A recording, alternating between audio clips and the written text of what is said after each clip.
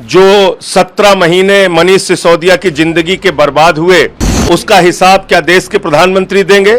BJP के लोगों का मकसद सिर्फ एक है, विपक्ष के नेताओं को पकड़ पकड़ के जेल में डालो। मनीष सिसोदिया के घर से 1 रुपए बरामद नहीं हुआ था, उनकी कोई प्रॉपर्टी नहीं मिली, कोई गहना नहीं मिला, कुछ नहीं मिला, आपने 17 महीने जेल में रखा।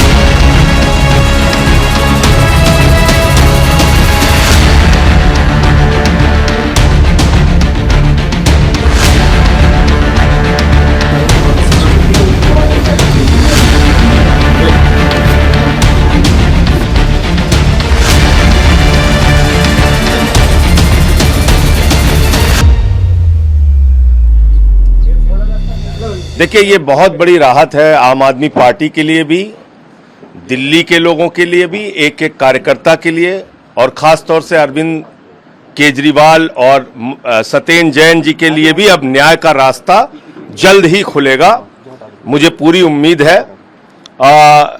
जो 17 महीने मनीष सिसोदिया की जिंदगी के बर्बाद हुए, उसका हिसाब क्या देश के प्रधानमंत्री देंगे? जो 17 महीने दिल्ली के बच्चों के बर्बाद हुए, एक योग्य शिक्षा मंत्री के रूप में जो सेवाएं मनीष सिसोदिया दिल्ली के लोगों को दे सकते थे, उसका हिसाब कौन देगा? आज मैं प्रधानमंत्री जी से पूछना चाहता हूं, आपका मकसद, बीजेपी के लोगों का मकसद सिर्फ एक है, विपक्ष के नेताओं को पकड़ पकड़ के जेल में डालो। मनीष सिसोदिया के घर से 1 रुपए बरामद नहीं हुआ था, उनकी कोई प्रॉपर्टी नहीं मिली, कोई गहना नहीं मिला, कुछ नहीं मिला, आपने 17 महीने जेल में रखा।